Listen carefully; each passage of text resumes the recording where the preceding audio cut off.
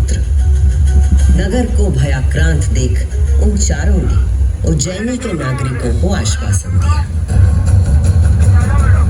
उज्जैनी के नागरिकों, आप सभी अपने भक्तों पर सदा कृपा करने वाले भगवान शंकर पर विश्वास रखें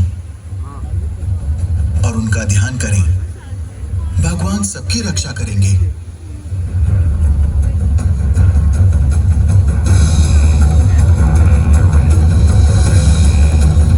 मंत्रोच्चार का आवेग बढ़ गया।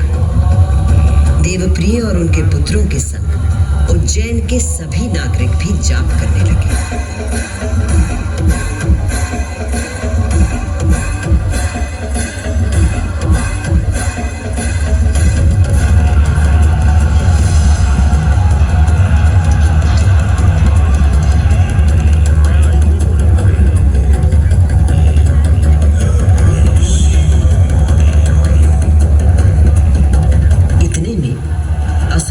अपनी सेना के साथ वहां पहुंच गया और उसने वेदप्रिय के पुत्रों को देख अपने सैनिकों को आज्ञा दी। वध कर तो शिव की आराधना करने वाले इन शिव भक्तों का।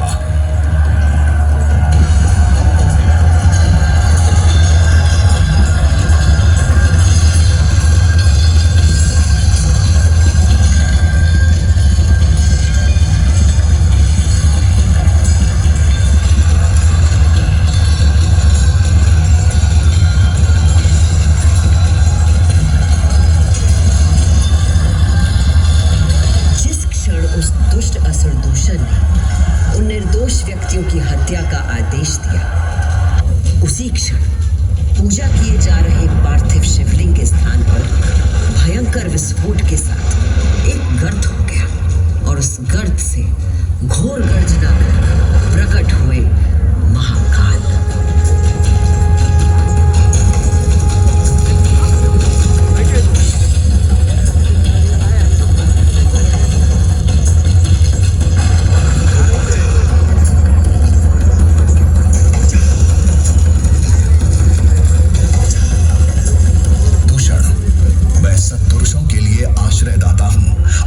जैसे दुष्टों के लिए महाकाल हूं। ये शिव का वो रूप था जो काल के परे था, जो संहार करता भी था और सृजन करता भी। महाकाल के प्रकोप से दूषण का नाश हुआ और उज्जैन में एक बार फिर से शांति स्थापित हो गई।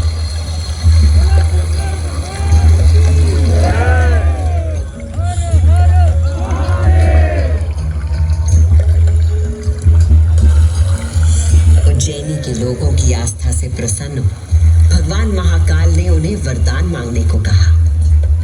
उज्जैन के निवासियों ने भगवान महाकाल को उनके भक्तों की रक्षा करने के लिए उसी स्थान पर सदा के लिए विराजमान होने को कहा। तब देवाधिदेव उज्जैन में ही विराजमान हो गए और वहां चारों ओर की एक एक कोस भूमि ज्योतिर्लिंग रूपी भगवान शिव का स्थल बन गई। इस अद्भुत घटना के साक्षी बने समस्त देवता, गंधर्व और ऋषि मुनि।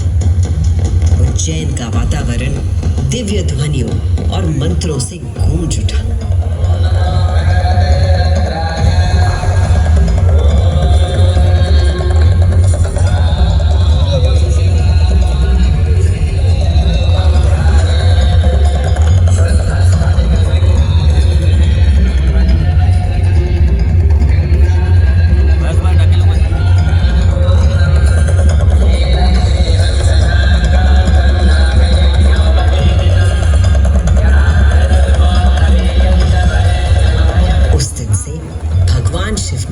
महाकालेश्वर के रूप में भूतल पर अपनी प्रतिष्ठा प्राप्त की और ये स्थान श्रद्धालुओं के लिए तीर्थ स्थल बन गया।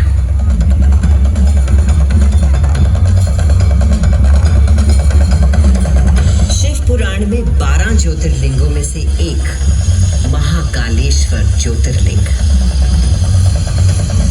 यहाँ की भस्म आरती विश्व प्रसिद्ध है।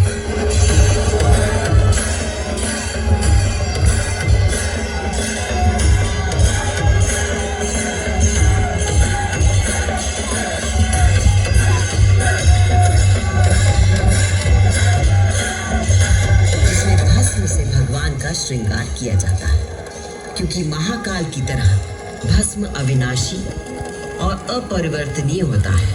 इस आरती की शक्ति और महिमा ऐसी है कि भक्तों के सारे पाप समाप्त हो जाते हैं।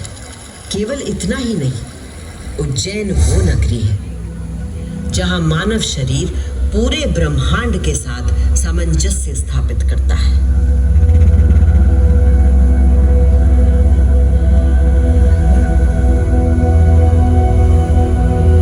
यत् पिंडे तत् ब्रह्मांडे, अर्थात जो कुछ मानव शरीर में है वही ब्रह्मांड में भी विद्यमान है।